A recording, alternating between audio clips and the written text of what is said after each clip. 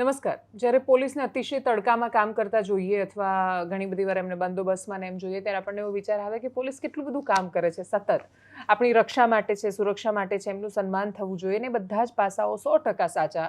પણ એની વચ્ચે આવતી અમુક એવી ઘટનાઓ કે જે આપણને એ ભરોસા પર પ્રશ્નાર્થ ચિહ્ન કરવા માટે મજબૂર કરે કે આપણે જે ખાખી પર ભરોસો કરીએ છીએ એ ખાખી જ્યારે ગુંડાગર્દીનો પર્યાય બની જાય તો શું કરીશું. સ્ટુડિયોમાં અમારી પાસે હમણાં જ થોડી વાર પહેલાં જ અચાનક નવનીતભાઈ પરીખના દીકરા, શું નામ તમારું? રાહુલભાઈ પરીખ આવ્યા અને રાહુલભાઈ આવતાની સાથે જ બોલતા બોલતા વાત કરતા કરતા ધ્રુસકે રડવા માંડ્યા. એમની ફરિયાદ રાણી પોલીસ સ્ટેશનની પાસે છે. એમની સાથે શું થયું એ બધું એમની પાસેથી જ સીધા જાણવાનો પ્રયત્ન કરીશું. બસ ખાલી રાહુલભાઈ એટલી અપેક્ષા કે ઘણી બધી વાર અમને જૂના અનુભવો એવા થાય છે કે જ્યારે સ્ટુડિયોમાં કોઈ આવે અને એ જ્યારે એની ફરિયાદ અથવા વાત કહે ત્યારે અમે બહુ ભરોસા સાથે ચલાવી દઈએ અને એના પછી ઘણીવાર ઘટનાની બીજું પાસું ઘટનાનું જે નીકળતું હોય છે એ અમારા પર પ્રશ્નાર્થ ચિહ્નો ઊભા કરે છે ને એટલે જ એવું કશું જ નહીં હોય અને તમે જે પણ કહેશો એ 100% સત્ય કહેશો એવા ભરોસા સાથે તમારી આ વાત અમે રિલીઝ કરવાના છીએ. શું થયું તમારી સાથે કહો. લગભગ ગઈકાલે 17/5/2026 રવિવારના રોજ અમારા ઘરે થોડું કામકાજ ચાલે છે ટાઇલ્સનું.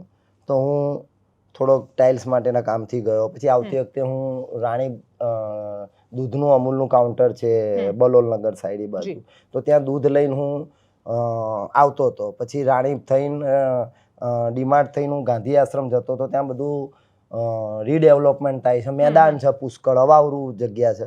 ત્યાં એક છોકરીને એક છોકરો મારતો હતો.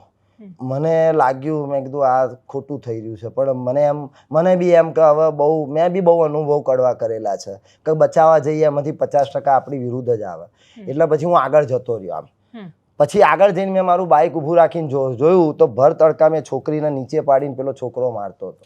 મેં કીધું આજે આ પતી જશે આ કદાચ છોકરી. એટલે હું ના છૂટકે પાછો આવ્યો અને મેં 112 નંબરનો ફોન કર્યો. બપોરે લગભગ અંદાજે 2 વાગ્યાની આજુબાજુ.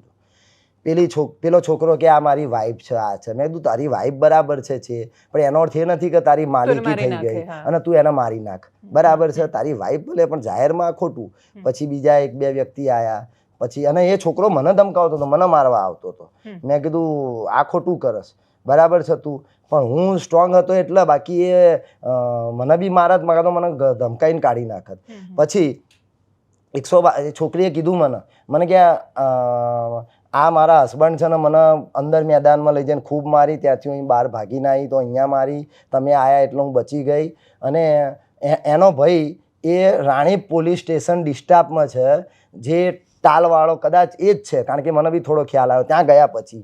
એટલે એનો ભાઈ છે એટલે મારી ફરિયાદ નથી લેતા અને મને ખૂબ ત્રાસ છે ને મને ગમે તારું કીધું. એટલે પછી મેં છોકરાને કીધું, મેં કીધું પોલીસ એટલે શું, તમે રાજા સમજો છો? તારો ભાઈ પોલીસમાં છે એટલે ગમે તેને તમે મારી નાખશો આ તે. અને પછી 112 આવી. પછી 112 આવી એટલે એ વખતે બી મેં કીધું એને કે લે આવે 112 આવી, બોલતું હવે કે તારો ભાઈ કોણ છે, પોલીસમાં છે, ડિસ્ટાફમાં છે, કમિશનર જે હોય. પોલીસ એટલે શું થઈ ગયું, કાયદો કાનૂનથી ચાલશે. આ રીતે છોકરીને ના મરાય. પછી એ છોકરા ના, મારે નતું મારે તો કોઈ જવાનું જ નતું. બોલાવી દીધી છોકરો ને છોકરી જાણે. પણ પેલો છોકરો ઓળખી ગયા પેલા લોકો કે આ તો આપણો ડિસ્ટાફ વાળો માણસ છે, એનો ભાઈ છે. એટલે પેલાએ કીધું કે આમની જોડે વિડીયો છે એટલે આમને લઈ લેવા પડશે. એટલે મને કે તમે તમારી પાસે કયા વિડીયો હતા? એ વખતે મેં વિડીયો ઉતાર્યા, છોકરીને મારતા હતા એ વિડીયો મેં ઉતાર્યા. મારા નંબરમાં જે ફોન હતો એમાં જે 2 સિમ કાર્ડ છે. એટલે પછી ત્યાંથી મેં કીધું સારું. એટલે હું તો ગયો રાણી પોલીસ સ્ટેશન. પેલા એનું બાઇક હતું, જે નંબર મેં આમાં લખ્યો છે GJ01 MX 5524, ત્યાં હતું. પોલીસવાળા એ લઈને આવશે. હું ત્યાં ગયો તો પોલીસ મારા પછી 5 મિનિટ પછી આવી. મને બી એમ થાય એટલે કદાચ એને સમાધાનની કોશિશ કરાવડાવી હશે, પણ નહીં થયું હોય એટલે રાણી પોલીસ સ્ટેશન લઈને આવી. પછી લઈને આવી એટલે પહેલાં તો પેલા સાહેબ છોકરીને ધમકાવવા માંડ્યા કે આ શું છે, આમ કરી દો, સમાધાન કરી દો, આ તે. મેં કીધું સાહેબ એની ફરિયાદ લો ને પછી ભલે સમાધાન થાય. ઓન પેપર એકવાર એની ફરિયાદ આવી જાય પછી કદાચ કાલ ઉઠીને કંઈ એની જિંદગીનું જોખમ થાય તો એ ખ્યાલ આવે. તમે અત્યારે સમાધાન કરાવીને શું કરાવી દેવા માંગો છો? મને કે તું વચ્ચે ના એના અંતે તારો વિડીયો હાલ ને ડિલીટ. પેલો છોકરો ત્યાં નીચે બેઠો લે મને મારવા આવ્યો, મારો ફોન ઝૂંટવી લેવાની કોશિશ કરી. પછી મને પ્લાસ્ટિકના દંડાથી મને મારવાની કોશિશ કરી, એ છૂટવી ના શક્યો. એટલે અને આ બધું પોલીસ સ્ટેશનમાં પોલીસ સ્ટેશન 7 નંબરની રૂમમાં, અને એ વખતે 2 પોલીસવાળા હતા, એક વાદળી શર્ટવાળા, એક સફેદ શર્ટવાળા. રૂમમાં સીસીટીવી હશે ને? એ છે સીસીટીવી, પણ એ તો ચાલુ, હું તો કહું છું ને, એ કાઢે બહાર. અને બીજા 2 પોલીસવાળા ખાખી ડ્રેસમાં હતા, એક બેન હતા એ સાદા ડ્રેસમાં હતા, અને એક દેસાઈ કરીને પોલીસવાળા હતા, એ 5-6 નંબરે બેઠેલા, એ બી આમાં સામેલ છે. અને પછી એમણે બી મારો ફોન ઝૂંટવવાની કોશિશ કરી, ના થયું. છેલ્લે વાદળી શર્ટવાળો જે ભાઈ બેઠેલો ખૂણામાં લેફ્ટ સાઈડ, એણે મારો ફોન ઝૂંટવી લીધો. એટલે હું સમજી ગયો, એટલે હું બહાર ભાગ્યો. ફોન એની જોડે હતો, ફોન એણે લઈ લીધો મારો. હું બહાર ભાગ્યો, મને છેક ગેટ ઉપર 10-15 લગભગ 20-25 ફૂટ ગયો, ત્યાં મને દરવાજે પકડ્યો, મને ત્યાં બંડી ફાડી, અંદરે મને માર્યો, બંડી ફાડી. અને પછી હું છતાં બંડી ફાટી ગઈ, હું આગળ જતો રહ્યો એટલે છટકી ગયો. દરવાજાની બહાર ગયો એટલે મને એ ના કર્યા, નહીંતર અંદર આવી ગયો હોત તો મને ત્યાં જ મારત. હું તરત જ મારો થોડેક દૂર મારા ભાઈનો બંગલો છે, ત્યાંથી લગભગ 50 ફૂટ. હું ત્યાં ગયો, મેં કીધું ભાઈ ફોન આપ. એના ફોનથી મેં વિડીયો ઉતાર્યો, અંદર આવ્યો, મારા ભાઈ આવ્યા, મારા ભાભી આવ્યા. પણ એ તો સીધા માણસ, મને ક્યાં રહેવા દે. અને મેં કીધું ના, પણ આ ખોટું છે આવ્યું. મને ક્યાં છોકરીઓ ફરી જશે. મેં કીધું ભલે જે હોય, હું તો ઉપરવાળા પર માનું છું. એ 50% સારા હોય, 50% ખરાબ. મેં વિડીયો ઉતાર્યા તે. પછી મારો સન બી આવ્યો, પછી એના ફોનથી ઉતાર્યા. મારો ભાઈ સીધો છે એટલે જતો રહ્યો. શું વિડીયો ઉતાર્યા કે તમારો ફોન લઈ લીધો છે? હા, અને પેલી છોકરી ત્યાં હતી, પેલો છોકરો ત્યાં ફરિયાદ હતો. નોંધાવતા આખી પ્રક્રિયા. હા, મને તમે મને વિડીયો બતાવ્યો, એ મને પ્લાસ્ટિકનો દંડો લઈને મારવાની કોશિશ કરા તે. એ વિડીયો છે તમારી પાસે? હા, મારી જોડે અડધા છે બીજા ફોનમાં, અને ત્રીજા ફોન મારા ભાઈના ફોનથી મેં લીધો. મારા ભાઈને બહુ ધમકાયા એટલે કદાચ એને વિડીયો અમુક ડિલીટ કર્યા. પણ એમાંથી એક વિડીયો મારા ભાઈએ મને આપ્યો, અને બીજા મારા સને ઉતાર્યા એના ફોનથી એ વિડીયો છે. તમારા દીકરા સાથે તમારા દીકરાને પછી હા, મારો દીકરો પછી આવ્યો. ના, એને ખબર પડી કે ફોન આવ્યો, મને કે ક્યાં છો? મેં કીધું રાણી પોલીસ સ્ટેશન છું. એટલે મારો છોકરો ઘરેથી આવ્યો. એના પછી શું થયું? પછી એનાથી બી મેં વિડીયો ઉતાર્યા. પછી ના થયું એટલે અમે શાહીબાગ ગયા. કાલે લગભગ 4:15 વાગે. જતા પહેલા હું મારા ફાધરનું હાઈકોર્ટ જસ્ટિસનું મેડલ ને આ બધું લઈ ગયો, જેથી બતાવવા કે મેં ત્યાં જઈને કીધું. મને કીધું પાછળ જઈને મેં કીધું, મને કે કમિશનર, મેં કીધું કમિશનર સાહેબને મળવું છે. મને કે નથી આજ રજા, પાછળ કમ્પ્લેન મેં કીધું નોંધાઈ છે, પાછળ જાઓ. હું ત્યાં ગયો, હું મારો સન હતા, તો ત્યાં પોલીસવાળાએ બોલાયા. પછી મને કે, પણ એક પોલીસવાળા અંદર ગયા અને અંદરથી વાત કરી દીધી કે રાણી પોલીસ સ્ટેશનનું કંઈ, એમની જોડે તો હોય નંબર, મારી જોડેથી લખાણ. મને કે બોલો શું? મેં કીધું આવું થયું, આવું થયું. પછી મને કે તમે જાઓ રાણી પોલીસ સ્ટેશન, અમે ફેક્સ કરી દઈએ. મેં કીધું આનો ફોટો પાડવા દેશો? મને કે ના, ફોટો ના પડાય તમારેથી, તમે ત્યાં જાઓ. મેં કીધું કશો વાંધો નહીં, એ બી સીસીટીવી હશે લગભગ 4:15 વાગ્યાની આજુબાજુ કાલના. પછી રાણી પોલીસ સ્ટેશન અમે આવ્યા. તો રાણી પોલીસ સ્ટેશન આવ્યા, ફરિયાદ લેવાની વાત તો દૂર રહી. પેલા સાહેબ મને ધમકાવવા માંડ્યા. બીજા 10 માણસો આવી ગયા, 10 સાદા ડ્રેસના, બરાબર 10 સાદા ડ્રેસના. અને એક ભાઈ હતો, એની જોડે આ છોકરાનો બાપો બહાર વાત કરતો, તેટલું સમજી ગયો કે આ જ એનો સગાવાળો છે. ટાલ હતી, સફેદ ચેક્સ વાળો શર્ટ છે, અને એનો ફોન નંબર એ એક્ટિવાની જોડે હતો, અને એનો ફોન નંબર. હા, અને પછી એટલે હું સમજી ગયો, હું બુદ્ધિશાળી, મેં કીધું આ જ છે એરિયો. અને એના ફાધર એની જોડે વાત કરતા. પછી તમારી સાથે શું થયું પોલીસ સ્ટેશન? પછી હું અંદર ગયો એટલે 10 પોલીસવાળા મને ધમકાવે કે તું ભાઈ તને સરકારી કામમાં બાધારૂપ આવ્યો છે એમ કરીને. મેં કીધું હું તો એક છોકરીને ગાંઠની બચાવી, મેં તમારે તો એને એપ્રિશિએટ કરવું છે. એની જગ્યાએ તમે આવું કહો છો. મેં કર્યું છે શું તે તમે મને કહો છો 186માં? મેં કીધું કશો વાંધો નહીં, લોકઅપમાં મને પૂરી દો, મને કોર્ટ જે સજા કરશે, મારો ગુનો હશે, સીસીટીવી જોઈને સજા કરશે. પછી એ લોકોએ મને બહુ કોશિશ કરી, પણ ના થયું. એક ગઢવી સાહેબ કરીને આયા, કાળું ટી શર્ટ પહેરીને. લોકો એમને ગઢવી સાહેબ કહે છે, હું નથી ઓળખતો, પણ એમને ગઢવી સાહેબ. પછી કે આના 186 નાખી દઉં, સાહેબ જોડે વાત કરી લઈશ. પછી કદાચ પીઆઈ ઓફિસમાંથી એક સાહેબ આવ્યા, મૂછોવાળા હતા, અડધે આવ્યા, અને પછી એમની જોડે વાત કરી દૂર. અને પછી એ ગયા ને આમ આવ્યા, આમને નાખી દો આ તે. મેં કીધું કશો વાંધો નહીં. પણ મને લોકઅપમાં ના પૂર્યો. મને રાણી પોલીસ સ્ટેશનની સામે એક ડિસ્ટાફની ઓફિસ છે, ત્યાં લઈ ગયા. મને કે તમારા સ્લીપર કાઢીને અંદર આવો. તો હું આવ્યો, અંદર ગયો, દરવાજો બંધ કરીને. પછી મને 9 એક પોલીસવાળા હતા, અને એ લોકોએ મને પકડ્યો, મને નીચે ફેંક્યો, એટલે મારે કોણીમાં વાગ્યું.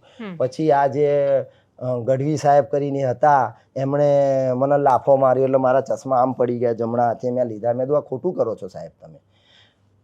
પછી મને સીધા કરાયા. મને પગે એક લાકડાના બેડ જેવું હોય, એમાં વચ્ચે ખાંચો હોય આમ, અને એની અંદર એક જાડો બેલ્ટ આટલો 6 mm નો 3 ઇંચ જાડો એવો બેલ્ટ આટલો લાંબો 1.5 ફૂટનો, અને મને પછી પગે માર્યું બહુ. ખૂબ પછી મને બોલ્યા બી બહુ, ગાળો બોલી, આ તે ઘણું બધું બોલ્યા. અને પછી મને દિવાલમાં આવા ખૂણામાં હતું દરવાજાની, ત્યાં એક કડું છે બાંધેલું, ત્યાં મને હાથકડીથી મને ત્યાં બાંધી દીધો. 3 કલાક 4 કલાક મને ત્યાં બાંધી રાખ્યો. મને પાણી ના પીવા દે, મારું મોઢું સુકાઈ ગયું. મેં કીધું મારો ટેસ્ટ કરાવો, દારૂ પીધો હોય તો મારો ટેસ્ટ કરાવો, જે હોય અને CCTV વગેરે કેમ રાખો છો. પછી મને તે લોકોએ 4 કલાક મને રાખ્યો, બહુ ખૂબ મને ત્રાસ આલ્યો. મને કહે અમે તો, મેં કીધું તમે હું રિટાયર્ડ હાઈકોર્ટ જસ્ટિસ કક્ષાના ઇક્વલ ટુ હાઈકોર્ટ જસ્ટિસનો સન છું, હમણાં જ સન્માન કર્યું એમને, અને તમે આ બધું કરો છો તો મને તમે આ ખોટું. મને કે અમે રનિંગ હાઈકોર્ટ જસ્ટિસ એટલે શું, માથે સિંગડા હોય છે? આ જે એનો પેલો ભાઈ હતો ને સગા જે લાગે છે ટાલવાળો, એ કે માથે સિંગડા હોય છે, મોટી તોપ છે. અમે તો રાહુલ ગાંધીને પૂરી દઈએ, નરેન્દ્ર મોદીને પૂરી દઈએ, ટ્રમ્પને પૂરી દઈએ અને એન્કાઉન્ટરે કરી દઈએ કે ગન લાવો, ગન આનું કરી દઈએ. મેં કીધું લાવો ગન, કશો વાંધો નહીં, લાવો ગન. આટલું બધું થયું પછી એ લોકોને લાગ્યું કે ના, મારી જોડે પછી એક પોલીસવાળો બીજો આવ્યો. મને કે તમારી બાજુની સોસાયટી સૂર્યનગરમાં રહું છું હું, તમે લાવો તમારી વાઈફનો નંબર આલો, હું ફોન કરું. મેં કીધું મને આપો ફોન, તમે દૂર ઉભા રહો, હું વાત કરીશ, હું બોલાવીશ, તમે શું કહેશો. પણ પોલીસવાળા ઘરે ગયેલા, મારી વાઈફને બી કીધું, પણ મારા સને ના પાડેલી કે તું ના આવતી, કારણ કે કંઈક છે, પપ્પા ક્યાં છે ખબર નહીં, એમને ખબર નહીં. 3-4 કલાક એટલે ઘણી સ્થિતિ ખરાબ થઈ. પછી લગભગ 4 કલાક પછી એમને લાગ્યું કે ના, આમાં આપણે હવે ના ઉગલી શકીશું ના નીકળી શકીશું એવી હાલત છે. પછી 4 કલાક પછી એમણે મારા ફાધરને કહેવડાવ્યું, મારા ફાધરને બોલાયા. મારા ફાધરને કે અમે આને એન્કાઉન્ટર કરી દઈશું, ચરસમાં પકડાઈ દઈશું, ડ્રગ્સમાં પકડાઈ દઈશું, એટલે તમે લઈ જાઓ. તરત હું બહાર રાણી પોલીસ સ્ટેશન 4 રસ્તે ગયો. મેં કીધું આ લોકોએ મને આ રીતે ખોટી રીતે 4 કલાકથી નિર્દોષ માણસને, એક છોકરીને બચાવવા જતો હતો તો આ કર્યું છે. પણ પોલીસવાળાને બધાએ થઈને મને રિક્ષામાં બેસાડી દીધો. મારા ફાધરને ગભરાયેલા એટલે મારા ફાધરે બી મને બેસાડી દીધો, ઘરે લઈ ગયા. મને સોગંદ નાખી, મને કે તું આ બધું ના કર. મેં કીધું પણ આ હું ખોટો નથી ભાઈ, કેમ કરું? આ તો ઘણા લોકોનો સવાલ છે, કોઈ મદદમાં નહીં ઊભું રહે. કાલે કોઈ મદદમાં નહીં ઊભું રહે, કોઈને મારી નાખશું હશે તો એ લોકો એમ કહેશે જતા રહો, કારણ કે આ જ થશે. પછી હું આજ સવારથી મેં રજિસ્ટર એડીથી રાણી પોલીસ સ્ટેશનમાં લખાણ મોકલ્યું, હર્ષ સંઘવીજીને મોકલ્યું, કમિશનર સાહેબના ત્યાં મોકલ્યું છે, DSP સાહેબના ત્યાં મોકલ્યું, વિરોધ પક્ષના નેતાના ત્યાં મોકલ્યું. બરાબર, મારી જોડે એ સાબિતી નથી. અંદર મને અહીં લાફો માર્યો, મને પગે માર્યું, મને કોણી પાડી નાખી. મારી હકીકતમાં મારે તો ત્યાંથી જ 108 બોલાવીને સિવિલ હોસ્પિટલ જવું જોઈએ, પણ મને એ લોકોએ, પોલીસવાળાઓએ રિક્ષામાં મને દબાણ કરીને બેસાડ્યો. વિડીયો હોય તો હશે, મને બેસાડીને રિક્ષામાં ઘરે મોકલાયો. અને મારા ફાધર બી કહેતું રહેવા દે, રહેવા દે. મેં કીધું પપ્પાની શું ઉંમર છે? 86 યર્સ છે. એમને પોલીસ સ્ટેશન બોલાવ્યા હતા? એમને પોલીસ સ્ટેશન બોલાયા અને એમને ધમકાયા કે અમે ચરસમાં ને એમાં પકડાઈ દઈશું, આનું એન્કાઉન્ટર કરી દઈશું.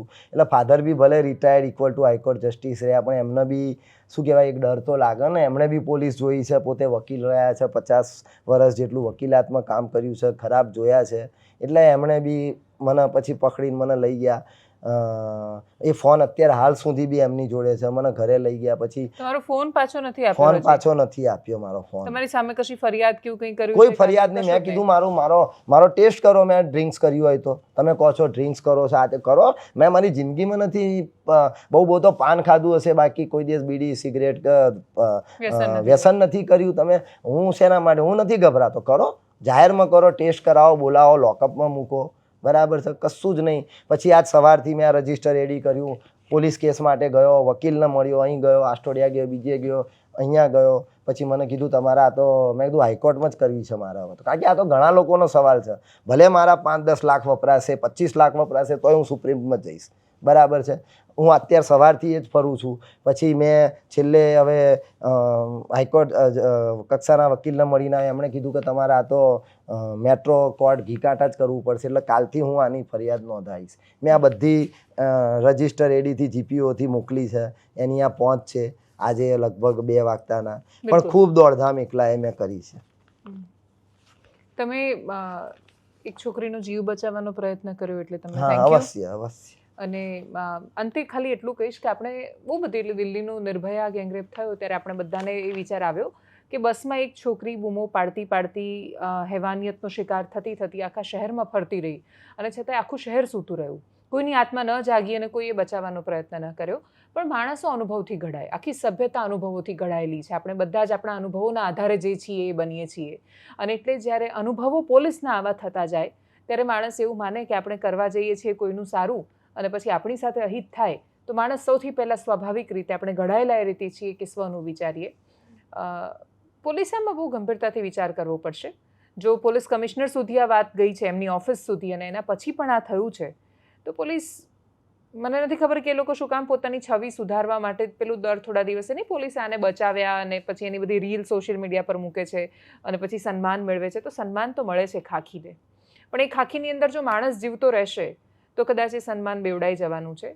અને પોલીસનું આજે વરવું રૂપ એમને જોવા મળ્યું, કદાચ એવું કોઈને ન જોવા મળે એવી આપણી આશા. નમસ્કાર.